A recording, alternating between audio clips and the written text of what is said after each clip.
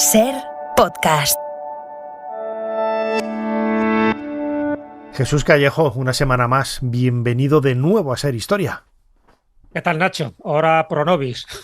Que, dada las circunstancias, el personaje, vamos a estar como muy bonacales. Sí, yo ya tengo puesto mi hábito para disfrutar de ese viaje que vamos a hacer al siglo VIII, a una de las épocas más agitadas, ¿no?, de la historia de España, y también una de las épocas más creativas, ¿no?, desde el punto de vista del arte y sobre todo de los textos que nos han llegado hasta nosotros, ¿no? Y muchos de ellos, o algunos de ellos, de los más importantes, de la mano de nuestro protagonista, ¿no?, el Beato de Liébana. Exactamente, sí, que además da nombre luego a los beatos, ¿no? Que son esos libros manuscritos, miniados, alumbrados, en el sentido de que tienen muchas ilustraciones y que básicamente recogen casi siempre el mismo tema, que son comentarios al Apocalipsis. Recordemos que es una época, tú lo has dicho, convulsa. En el 711 es cuando se produce la invasión islámica, el reino visigodo queda totalmente desmantelado, en fin, se produce lo que algunos llaman la reconquista y otros lo llaman la restauración del reino visigodo, y poco a poco, pues bueno, entre dimes y diretes, batallas, escaramuzas, peleas, pues están los mozárabes, en este caso el Beato de Liébana parece que era un mozárabe que al final se tiene que ir al monasterio de San Martín de Turieno, actualmente es el monasterio de Santo Toribio de Líbana, pero no se sabe si nació ahí o realmente nació en una zona un poco más al sur, que luego se fue directamente al norte, donde se iban prácticamente todos buscando pues menos conflicto, ¿no? Donde más o menos el territorio estaba pacificado. Ya sabes que ahí surge el reino de Asturias y a partir de ahí el reino de León, etcétera, etcétera. Entonces, en ese contexto es en el que nos movemos. Nos movemos en un contexto ya de finales del siglo VIII, donde aparece el Beato de Liébana. Curiosamente, no sabemos su nombre. Nunca ha aparecido el nombre, pero no ha sido óbice, y aquí viene lo curioso y paradójico, Nacho, para que se le haya elevado a santo. ¿Sabes? Está en el santoral católico, su festividad se celebra el 19 de febrero, ¿y cómo se le llama? San Beato. Así, Claro. con un par. ¿Para qué más? Sí, y además lo de con un par, la gente ahora entenderá por qué, ¿Por qué? por qué, ¿no? Porque todo tiene su significado. Desde luego, pero estamos, insisto, en una de las épocas también más misteriosas, ¿no? Por la biografía, claro, tampoco es común, ¿no?, conocer ni siquiera los grandes personajes de la época como reyes o nobles, tampoco han dejado muchas pistas de su biografía, ¿no? Pero de un individuo, de un personaje de estas características que hoy es tan conocido por ese beato, ¿no? Por ese texto, por esas maravillosas páginas ilustradas, es muy poco lo que conocemos de él. Es muy poco, ¿no? Bueno, es verdad que es del siglo VIII, pero hay de personajes anteriores que conocemos mucho más, claro, que sabemos mucho más. Claro, o sea, que, bueno, sí. Esto también son circunstancias de la vida, también del momento que se estaba viviendo en España. En España es cierto que por una parte se vivía un momento apocalíptico, luego lo comentaremos, se pensaba que el fin del mundo iba a ocurrir en el año 800. Por otra parte, un momento donde se buscaban iconos o referencias. De hecho, en estos comentarios al Apocalipsis de San Juan es donde aparece la primera referencia al apóstol Santiago. Fíjate, ni más ni menos, hay que esperar hasta el siglo VIII. Qué curioso que 4 décadas después aparezca el sarcófago de Santiago, lo cual eso sirvió de revulsivo, como tú bien sabes, para que la Reconquista se llevara, pues por lo menos con mucho mejor ánimo. De hecho, a partir de ese momento es cuando se empieza a gritar lo de Santiago y cierra España. Y se le hace aparecer a Santiago montado en un caballo blanco y descabezando a moros, se le hace aparecer en numerosas batallas. Pero ya sabemos que todo formaba parte un poco de la mística, de lo sobrenatural, y siempre con el ánimo de, pues eso, de animar a las tropas españolas. Pero la referencia histórica documental se encuentra en el Beato de Liébana. Entonces, por eso y por muchas cosas más, sí que es verdad que tuvo muchísima influencia durante toda la Alta Edad Media y sobre todo en los campos, como te puedes imaginar, de la teología, de la política y también de la geografía, porque en esos comentarios aparece, cómo no, esos mapas medievales que luego también inspiraron otros mapas posteriores, mapas que se llaman de Te-Eno, y luego te comentaré por qué tienen ese nombre, ¿no?, donde se divide el mundo conocido en los 3 continentes y cada uno regido pues por un hijo de Noé, como no podía ser menos. Siempre las influencias bíblicas estaban presentes. Desde luego. Este cronovisor lo hacemos a colación de una película documental, Beato, el origen del Xacobeo, con guión y dirección de Jacobo Muñoz, no se podía llamar de otra forma, ¿no? Jacobo, dedicando el trabajo al origen del Xacobeo, que nos va a servir también, ¿no?, luego para escuchar a algunos de los invitados que participan en él y que, insisto, a mí me ha gustado mucho y sobre todo porque da ese contexto, ¿no?, de misterio a una de las épocas más brillantes también de nuestra historia, ¿no?, que no todo es ni la época romana, ni la época medieval posterior, ni el Renacimiento, ni del siglo VIII, por ejemplo, con la invasión musulmana. Es también una de las épocas también convulsas, agitadas, movidas, pero también muy interesantes. Jesús Callejo, crononauta, tenemos aquí delante el teclado de nuestra máquina del tiempo, del cronovisor. ¿Cuál es la fecha que nos propones en esta semana? La fecha es el 1 de junio del año 794.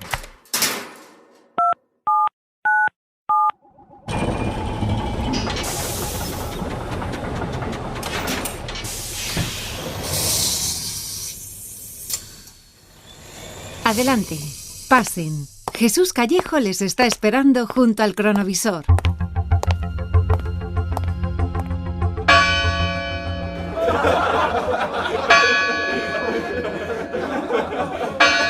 Jesús, aquí están dándose voces, unos están riendo de las cosas que están escuchando, otros parecen un poco más desaforados, más desencantados. ¿Dónde estamos? Que estamos rodeados de religiosos.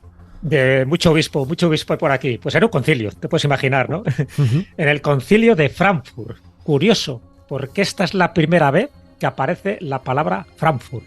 Luego, esa gran ciudad alemana, es y decir, las salchichas. una ciudad libre de francos, ¿vale? Entonces, la primera referencia histórica es este concilio donde aparece ese nombre, ¿no? Con lo cual, los alemanes lo tienen también muy a gala. Bueno, ¿qué pasa en este concilio de Frankfurt? Bueno, pues es convocado y presidido por Carlomagno. Carlomagno, ya sabes que ahí estaba muy pendiente de todo. De hecho, en ese año... Que nada tiene que ver con Alejandro Magno. Que hay gente que dice, no, Carlomagno, el hijo de Alejandro Magno, digo que no, nada tiene que ver. ¿Hay alguien que diga eso? Sí, eso aparece en la antología del disparate, ¿sabes? Este clásico de varios chavales respondían en los exámenes con Alejandro, el padre de Carlomagno. No tiene nada que ver. Pero sí, pues hay unos cuantos siglos de diferencia. ¿Sí? Pues ya te digo, sí, casi 10. Bueno, pues eso, convocado, presidido por Carlomagno y... Bueno, hubo varios puntos, ¿no? Hay hasta 56 capítulos o cánones que se establecen, pero dos son los más importantes, ¿no? Uno, te lo hago de pasada, porque, bueno, un poco se hablaba también en aquella época de la iconoclastia, en fin, esa posibilidad de quemar o destruir imágenes, porque se pensaba que había que rechazar el culto a las imágenes sagradas. Entonces, bueno, pues aquí, por una parte, no se condena la adulía, que es la veneración a estas imágenes, pero tampoco se condena la iconoclastia, es decir, que si alguien las quiere tener, no tiene por qué destruirlas, pero con la condición de que son como imágenes o son dispositivos educativos, bueno, muy útiles para la enseñanza religiosa, pero no dignos de veneración. Fíjate que esas cosas se dicen en este concilio de Frankfurt. Pero pasa a la posteridad por lo que estamos viendo ahora, ¿no? Por esta discusión que tú estás viendo aquí. En fin, hay distintos obispos, hasta 300 obispos, ni más ni menos, mucha mitra encontramos. Y hay una... hay sobre todo una de las cuestiones que es clave, que es una herejía. Por entonces había muchas herejías, todavía no estaba muy claro, ¿no?, cuál era la teoría oficial del catolicismo, y una de las herejías que estaban defendiendo distintos arzobispos, y en este caso ni más ni menos que Elipando en este momento es el arzobispo de Toledo, es decir, es el arzobispo metropolitano, porque sabes que la catedral de Toledo es la metropolitana, que es la catedral principal de todas las que hay en España. Bueno, pues ¿qué herejía es la que defendía Elipando? El adopcionismo, que también, por otra parte, la defendía otro obispo como Félix de Urgel, que además estaba dentro del dominio franco, o sea que tanto los francos como muchos hispanos defendían esta herejía. ¿Qué es lo que decía esta herejía? Bueno, pues decía que Cristo, en cuanto hombre, bueno, pues vale, sí era hijo de Dios, pero no por naturaleza, sino por adopción. ¿Por qué? Porque había nacido de una mujer, la Virgen María, y por lo tanto, pues bueno, también era como un profeta, no se le podía meter dentro de la Trinidad. Ya sabes que la Trinidad, que es lo que se defendía los trinitarios en aquella época, era una especie de dogma de fe. Todo aquello que se salía de ese dogma de fe, pues era controvertido, y de hecho se declaró herejía. Todavía no estaba declarado herejía, tenemos que ir a este concilio para que lo declare. Entonces, la diatriba. No está aquí nuestro querido Beato de Liébana, pero sí está Alcuino de York, que era el consejero y maestro de Carlomagno, que es el que defiende esta postura trinitaria en contra de lo que defiende Elipando. Por una parte, ya te digo, el trasfondo, fíjate, es religioso, pero también es político. Y te lo cuento porque es muy importante este concilio, a pesar de que no es demasiado conocido. Elipando, obispo cristiano, no lo olvidemos, en una ciudad gobernada por musulmanes, porque él está en Toledo. Pero Toledo en ese momento está regido por emires de Córdoba. Entonces, él, evidentemente, ya sabes que hay, como mozárabes, les dejan seguir practicando su religión, pero está en territorio musulmán. ¿Qué quiere decir? Que los musulmanes, sabes que consideran a Jesucristo como un profeta y como hijo de María. Entonces, él lo que intenta hacer es una especie de mezcla. Elipando dice, bueno, vale, si decimos que es adoptado, parece que quedó bien con los católicos y quedó bien con los musulmanes. Pero claro, ahí entra Alcuino de York y sobre todo citando a las obras, porque ya se habían pasado unas cuantas correspondencias, unos cuantos insultos, unas semanas antes, unos meses antes, con el Beato de Liébana y Elipando. Entonces, en este debate es curioso porque, ya te digo, en el fondo lo que se está es quién tiene más primacía, si Toledo o Asturias, que es el naciente reino, ¿no? Bueno, pues en ese caso lo que dice... bueno, te digo primero las cosas que decía el adversario teológico del Beato. Sorpréndeme, que era, claro que sí. Claro, efectivamente que era Elipando de Toledo. Bueno, ya le había llamado, y me imagino, evidentemente, y por eso estamos en este cronovisor, que las mismas cosas que se decían en carta se dicen aquí. ¿Qué le decía al Beato de Liébana? Ojo, que hoy es santo. Le decía charlatán, es decir, le llamaba falso profeta. Le decía que era un infame, porque decía que era autor de escritos apestosos directamente. Que era un pecador, dado a la lascivia de la carne. Y que era un garrulo, porque decía que era una oveja sarnosa que quería convertirse en nuestro doctor. Esas son las cosas que le decía al Beato de Liébana. El Beato de Liébana, que no podía estar presente en este concilio, pero sí se lo dice al Alcuino de York para que le suelte transmite el cosas. mensaje, ¿no? Sí. Transmite el mensaje. Primero, hereje, estaba claro, ¿no? Dadas las circunstancias y qué menos en esta trifulca. Le llama loco, le llama ignorante, le llama mono de circo y atentos. Y le llama testiculum antichristi. Claro, ahí sí que agárrate los machos. Sí. Testiculum antichristi. A ver, la traducción rápida y fácil, si la tomamos de forma literal, le está llamando testículo del anticristo, es decir, una especie de siervo de Satán, ¿no? Camilo José Cela, ya sabes que, haciendo una interpretación de este sínodo, dice que lo traduce como cojón del anticristo. Bueno, el hecho es que la traducción realmente no sería testículo del anticristo, sino testigo de anticristo, que también es un insulto muy gordo, porque en el fondo le hace ser un sicario, ¿no?, de Satanás y del anticristo. Pero claro, todo esto generó mucha controversia. Luego las traducciones que se han hecho, dice, no, le ha llamado testículo. Sí. Testículo. Dice, no, que le ha llamado testigo. Pero bueno, toda la controversia al final sirve para que ganara la postura, evidentemente, del Beato de Liébana y de Alcuino de York, con el refrendo tanto de Carlomagno como del Papa Adriano, que por entonces es el que presidía este concilio. Así que, ¿qué le pasó al pobre Elipando de Toledo con todos estos insultos? Pues que se quedó allí en su sede, en la diócesis, y se mantuvo en el adopcionismo hasta prácticamente el final de su vida, y él vivió 80 y tantos años. Pero a partir de ahí, esa herejía quedó descartada, y aquel que dijera que Jesucristo era un hijo adoptado de Dios, pues se las tenía que ver con la Iglesia y más tarde con la Inquisición.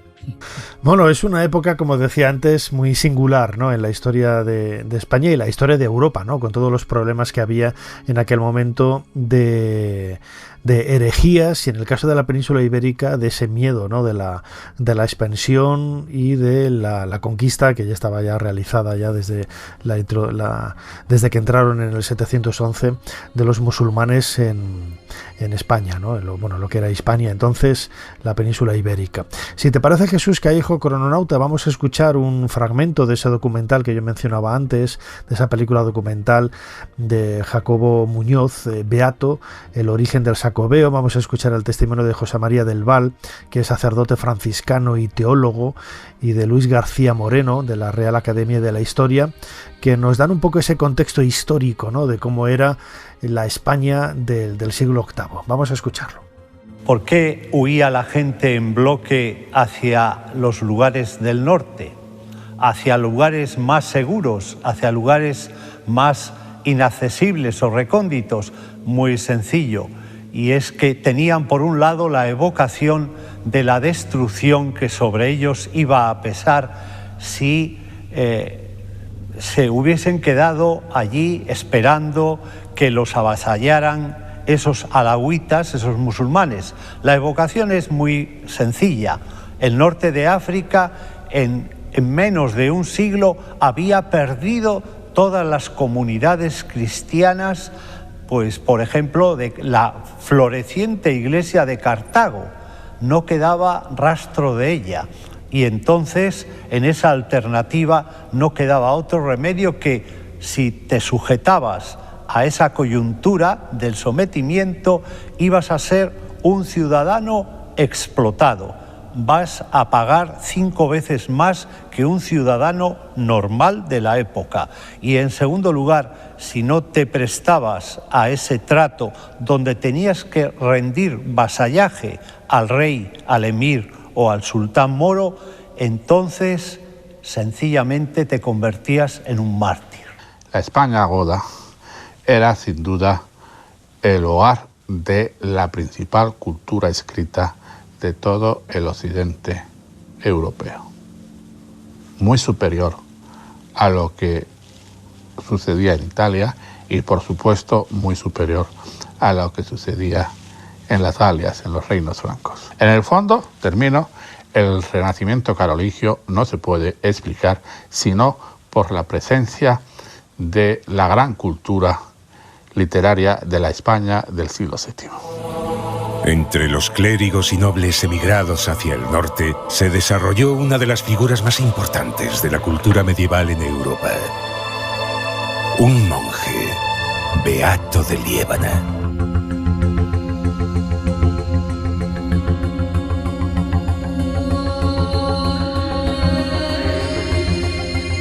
Jesús, todos esos miedos, como escuchábamos ahora, pues hacen sacar lo mejor y lo peor de cada persona, de cada ser humano, ¿no? Pero fíjate que en el caso del Beato, más que enfrentarse desde el punto de vista físico, lo que hizo fue reflexionar y fue, en definitiva, crear, ¿no? Crear esa maravilla del Beato a partir de esas reflexiones que él hacía de los textos sagrados, de la Biblia.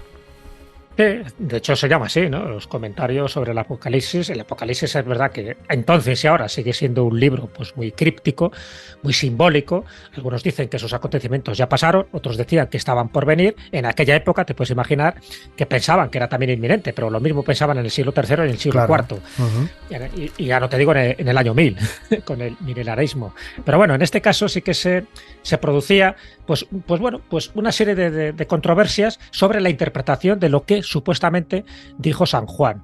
Recordemos que el Beato de Liébana era un erudito, era una persona muy lista. De hecho, era pues un poco el maestro, ni más ni menos que Adosinda. Adosinda era la nieta de Don Pelayo y la esposa del rey Silo en aquella época. En el rey Silo, que además cambió la capitalidad a la zona de Pravia. Y Adosinda también, por supuesto, defendía las ideas teológicas del Beato, pero el Beato era, pues eso, igual que Alcuino de York. Se puede decir que eran dos luminarias, dos referentes intelectuales del momento, ¿de acuerdo? ¿Qué quiere decir? Que lo que dijera él iba a misa, y nunca mejor dicho. Entonces, eran comentarios para intentar explicar de la mejor manera posible lo que quería decir San Juan. Luego te comentaré un poco las escenas que hay. Pero claro, lo más interesante de estos comentarios no era exactamente lo que estaba escrito normalmente a 2 columnas en pergamino, sino los dibujos, las ilustraciones. ¿Por qué? Entonces, la mayoría de la gente era analfabeta. Leerlo lo leían los eclesiásticos, en fin, sacerdotes, obispos, pero el pueblo llano no lo leía, pero sí veía las imágenes. Se veía esas escenas apocalípticas, la apertura de los 7 sellos, la Jerusalén celeste, porque en el fondo lo que se está hablando es eso. Se habla de la parusía, de la segunda venida de Jesucristo. Bueno, pues esos comentarios están dentro de ese contexto que te acabo de comentar, dentro de ese supuesto fin del mundo del año 800. ¿Por qué? ¿Por qué el año 800?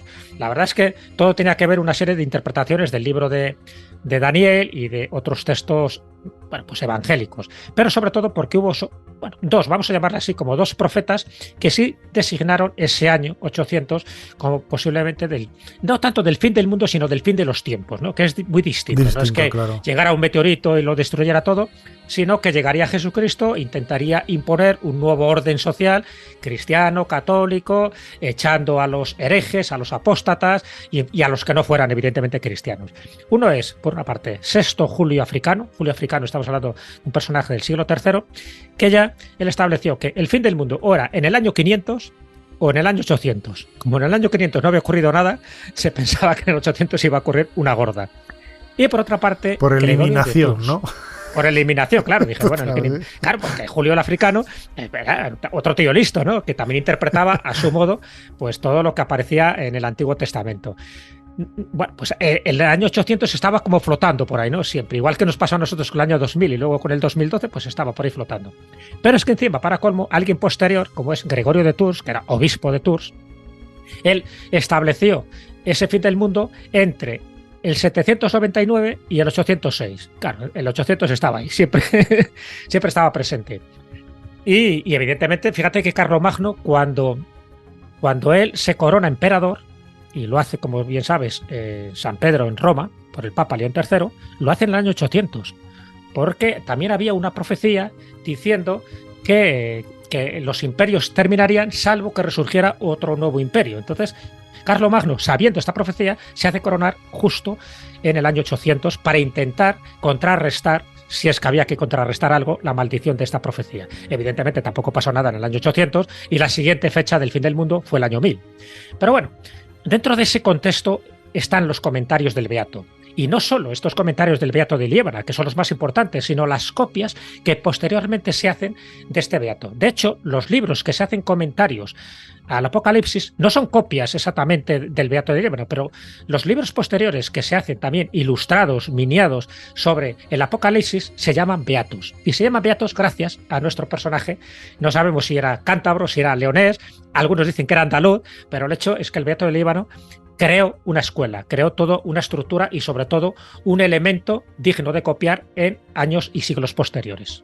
Fíjate que estamos hablando en un contexto de quizás de tremendismo, ¿no? En el sentido de que existía ese miedo al final de los tiempos, que tiene también su paralelo muy grande con el arte románico, ¿no? De la época. En este caso estaríamos casi en un prerrománico, pero que marca un poco esa interpretación, ¿no? Muy exagerada, muy exacerbada de algunos pasajes de la Biblia, del Antiguo Testamento sobre todo, ¿no? Y esos tremendismos que hacen que mucha gente, también por las enfermedades que había en el momento, ¿no? Luego vendría la peste siglos después, pero todo ello marca una forma de pensamiento que es la que, en definitiva, el Beato de Liébana pues canaliza, ¿no? Me atrevería a decir, ¿no? A través de esos textos y de esos dibujos tan maravillosos.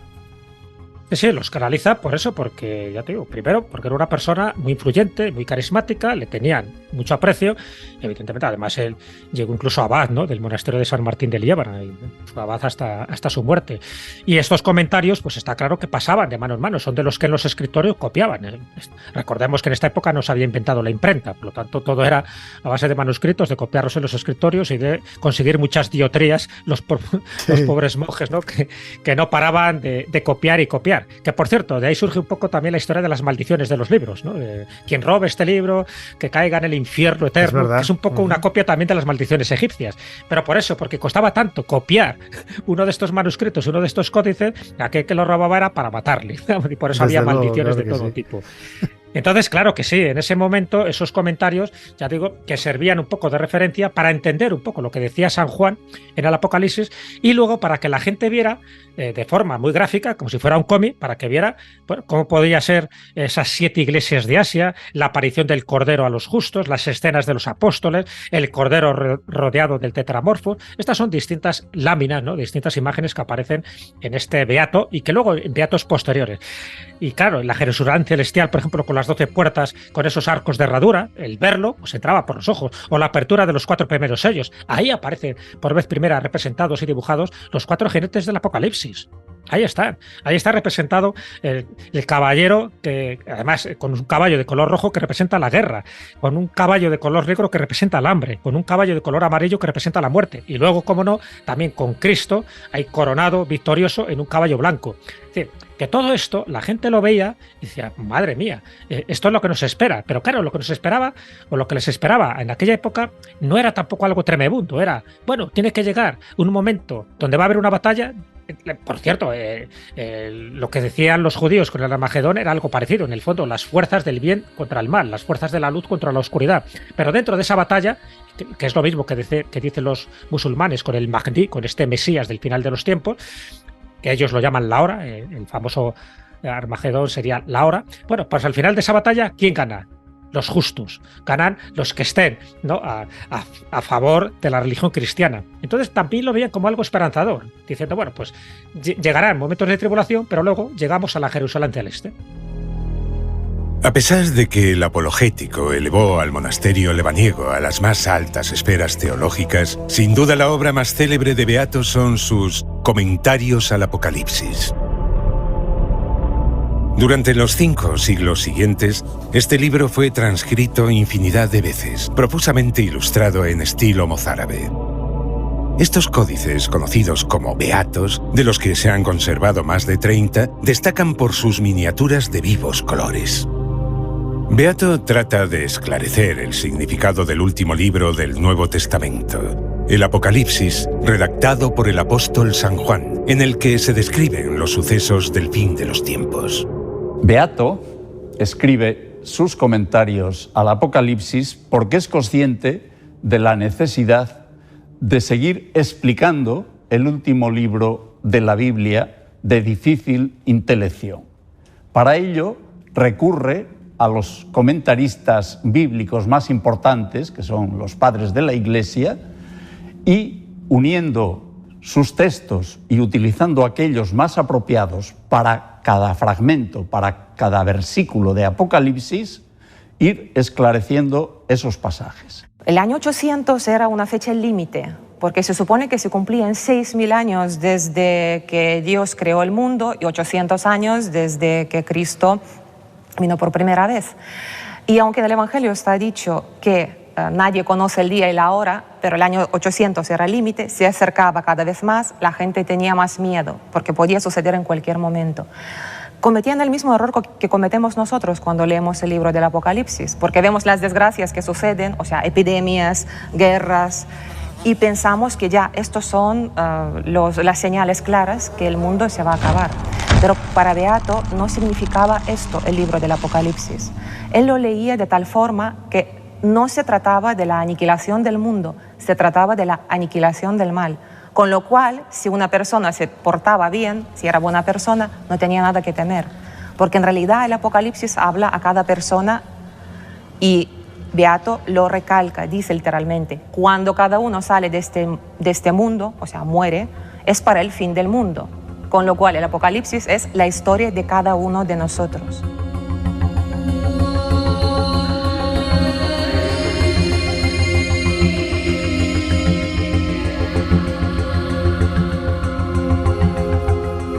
Escuchábamos un nuevo corte de esa película documental Beato, el origen del Sacobeo, con guión y dirección de Jacobo Muñoz. Era la voz de José Antonio Flores, de la Universidad de Burgos y Valladolid, catedrático de paleografía e investigador de códices, y a mí me ha llamado sobre todo la atención el testimonio de Jurate, a ver si lo digo bien el apellido, Miceviciute, teóloga de la Universidad Vytautas de Magnus Kaunas en Lituania, que hablaba de ese apocalipsis, de ese final, una interpretación que se debía de hacer en la época, que no era el final del mundo, una explosión atómica ni nada, que ala, todo es al garete, sino que era el apocalipsis en el sentido de que los únicos que iban a quedar aquí eran los justos, como decías ahora, la gente bondadosa, y lo que iba a acabar, lo que iba a ser aniquilado era el mal, es decir, todas aquellas personas que estuvieran cargadas de pecado, que hubieran hecho maldades, son las que iban a desaparecer y a morir, ¿no? Lo que, bueno, pues incitaba también a ser bueno, pero claro, estamos siempre en lo mismo, que es bueno, lo que es bueno para ti a lo mejor no es bueno para el vecino, y viceversa. Que se lo digan a Lipando. Totalmente, totalmente. Que él pensaba, que estaba adoptando una herejía que podía conciliar a cristianos y a musulmanes por la zona donde él vivía, que era Toledo, y sin embargo pues le dieron hasta en el carnet de identidad. Pero bueno, es lo que ocurría con estas herejías que no estaban de acuerdo con la ortodoxia religiosa, con el relato dominante, ¿no? Pero sí, es cierto que lo que tú dices, todo eso, el Apocalipsis, estos comentarios del Apocalipsis adquieren una enorme resonancia por razones obvias, ¿no? Porque de hecho fueron numerosos manuscritos posteriores los que se hacen para, pues eso, para explicar y seguir comentando esto. Ya te digo, no eran copias exactamente del Beato de Liébana, pero todos se llaman beatos porque en general también se supone que lo habían escrito beatos. Beatos era, pues eso, esos personajes que estaban dentro de los monasterios y que tienen una cultura superior a la media. Y esos beatos, fíjate, los primeros beatos de los que tenemos constancia son del siglo X. Estamos hablando del Beato de Liébana, que es del siglo VIII, pero de los que tenemos constancia son del siglo X en adelante, es decir, hasta el siglo XIII. De hecho, indebidamente se llaman beatos mozárabes. Pero digo indebidamente porque no todos son mozárabes. Evidentemente los mozárabes, es cierto que muchos de ellos escribieron en lo que era el antiguo reino de León, es decir, muchos de ellos escribieron en monasterios que eran de Zamora, de León, de Palencia, eso está claro, ¿no? Pero no eran exactamente mozárabes todos, porque sí es verdad que hay algunos que son prerromanos, que son los del siglo X y el siglo XI, pero luego algunos son románicos, o sea, prerrománicos me refiero, y románicos, y algunos incluso ya casi protogóticos. Entonces no eran todos mozárabes, evidentemente, pero bueno, de una forma genérica se los llaman los beatos mozárabes. Y en todos ellos es cierto que aparecían siempre láminas muy descriptivas, porque en algún sitio aparece una especie de terra incógnita, donde no se sabía que había 3 continentes y alguno más era terra incógnita, donde vivían monstruos, vivía gente con un solo pie o con un solo ojo, cosas similares. Es muy curioso. Colocaban el Edén en un sitio concreto, siempre evidentemente en Asia, pero lo colocaban. Y 2 cosas interesantes del Beato de Liébana, 2 cosas muy interesantes. La primera, la primera referencia que se hace a la figura del apóstol Santiago. Eso es básico para mí, yo creo que es un punto de inflexión, ¿no? Para una tradición legendaria, desde mi modesto y respetuoso punto de vista, de la presencia de Santiago en España, claro. Claro, es que luego, claro, es lo que citaban, porque sabes que no hay referencias históricas como tal, pero bueno, pues alegan este testimonio, ¿no? Y luego un himno que se le ha atribuido a él, que es el himno Odeu Verbum, que entre otras cosas, eso ya está en la época de Mauregato. Ya sabes que el Beato de Liébana vive entre la época del rey Silo, ¿vale? Con Adosinda, que era su esposa, y luego con Mauregato. Bueno, pues en esta época es cuando se compone este himno, y una de las estrofas que dice este himno, que vuelve a hacer referencia, como no, a Santiago, es dorada cabeza refulgente de Hispania. Y ahí habla que es el defensor y el patrón. Claro, faltó tiempo, es decir, ya sabes que en el año 813 es cuando Pelayo ve unas especie de luminarias refulgentes que inciden sobre un lugar muy concreto, y allí que va el obispo Teodomiro, que era el obispo de Iria Flavia, allí que va Alfonso II el Casto, y se convierte esa tumba ni más ni menos que en el referente del actual Camino de Santiago.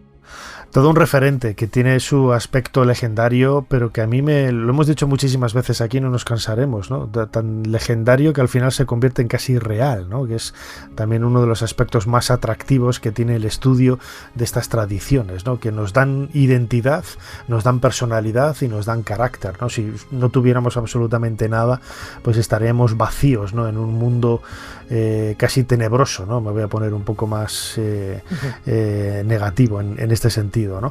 Más apocalíptico, ¿no? Totalmente, sí. Pero bueno, el Beato de Liébana merecía este cronovisor. Lo hemos tratado en otras ocasiones aquí de forma más breve en Ser Historia, pero bueno, nos hemos adentrado un poco más también en ese aspecto más desconocido, más enigmático, de la mano de nuestro crononauta Jesús Callejo.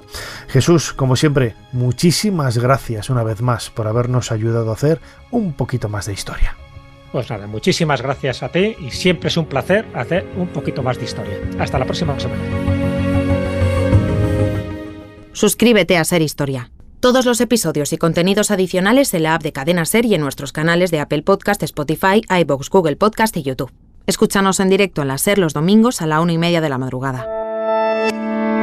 Cadena Ser. La radio.